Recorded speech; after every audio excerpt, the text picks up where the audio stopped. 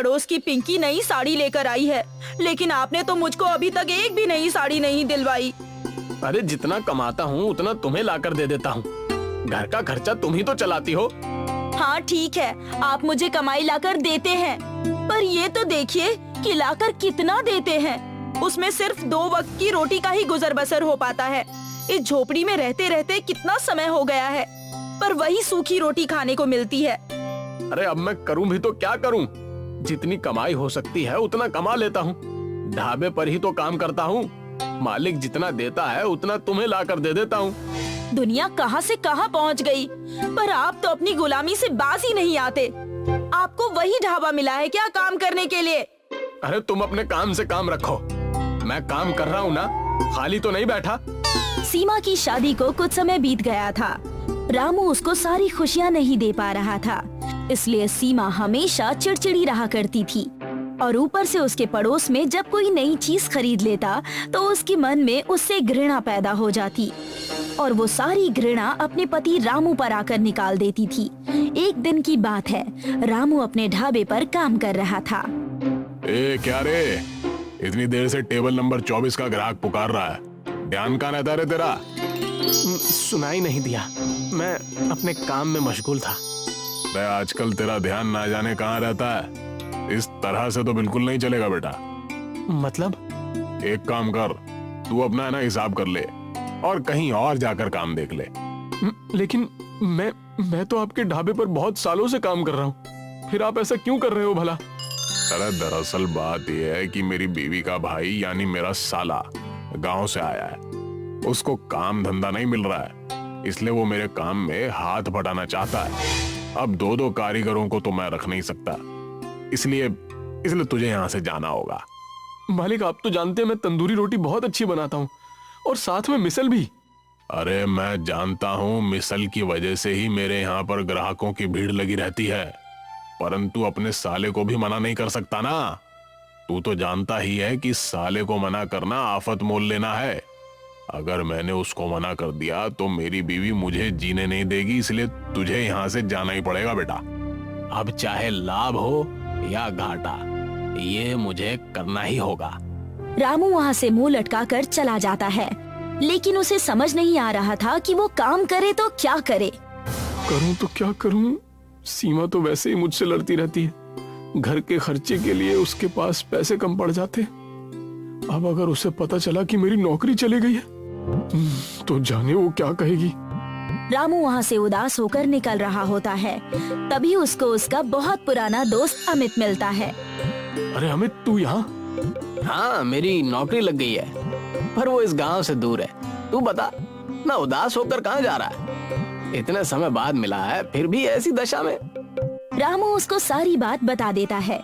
देख यार, मेरे पास एक तंदूर रखा हुआ है जो किसी काम का नहीं है, और मुझे काम के सिलसिले में यहाँ से दूर जाना पड़ रहा है। तो एक काम हो सकता है, तू मेरा तंदूर ले ले और अपना एक नया काम शुरू कर ले। ये तो तूने बहुत अच्छी बात कही। अगर मुझे तंदूर मिल जाए तो मैं मिसल पाव बनाकर बेच सकूंगा।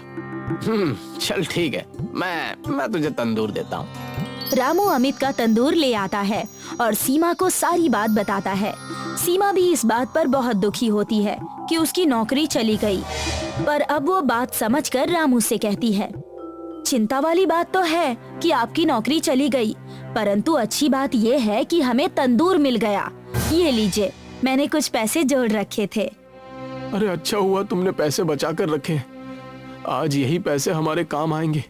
मैं इन पैसों से मिसल बनाने का सामान लेकर आता हूँ। रामू उन पैसों से मिसल का सामान ले आता है, फिर वो मिसल बनाता है और बाजार में अपना एक ठेला लगाता है, परंतु उसका एक भी मिसल पाव नहीं बिकता, जिसकी वजह से वो बेहद निराश हो जाता है।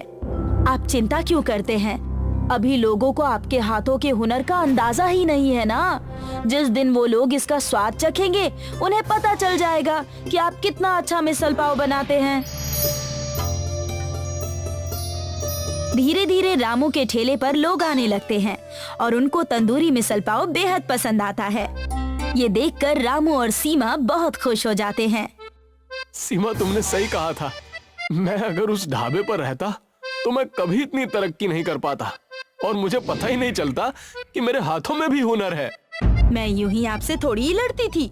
मैं चाहती थी कि आप तरक्की करें और देखिए आज हर कोई आपके हाथ की तंदूरी मिसल पाव खा रहा है। मैंने ये काम एक ठेले से शुरू किया था और आज मेरे पास एक पक्की दुकान है और उस पर भी भीड़ लगी रहती है। ये देखकर बहुत खुशी होती है। रामू दिन पर दिन तरक्की किए जा रहा था। एक दिन उसके पास एक ग्राहक आया जो देखने में सेठ लग रहा था। अरे भाई, सुना है तुम मिसल पाव बहुत ही अच्छे बनाते हो। क्या डालते हो उसमें? बस अपना प्यार डालता हूँ, वही सबको पसंद आता है। इस प्यार की हमें भी जरूरत है। मैं समझा नहीं। अरे भाई, अगले हफ्ते मेरी बेटी की शादी है और मैं चाहता हूँ कि तुम अपना तंदूरी मिसल पाव मेरी बेटी की शादी में बनाओ। क्योंकि लड़के वाले बहुत दूर से शादी करने आ रहे हैं और मैं नहीं चाहता कि उन्हें कोई भी शिकायत करने का मौका मिले। मैं भारत के सभी व्यंजनों को चुन चुन कर अपनी बेटी की शादी में रखवाना चाहता हूँ। अरे ये तो बहुत ही अच्छी बात है। मैं आपकी बेटी की शादी में अपना तंदूरी मिसल पाव जरूर बनाऊंगा, क्योंकि ये हमारे भारत की शान का सवाल है। ये मेरे लिए गर्व की बात होगी कि बाहर देश के लोग हमारे देश में खाना खाने आए और हमारे सभी व्यंजनों को पसंद करें। अरे इसीलिए तो मैं देश के कोने कोने से चुनकर व्यंजनों की भरमार करना चाहता हूँ।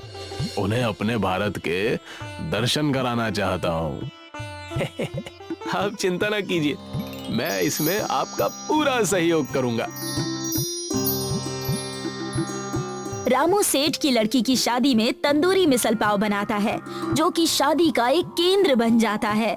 सब उसका तंदूरी मिसल पाव बहुत पसंद करते हैं और तारीफों के पुल बांध देते हैं। अब रामू का व्यापार बहुत दूर दूर तक फैलने लगा था और अब उसकी कई शहरों में दुकान बन गई थी।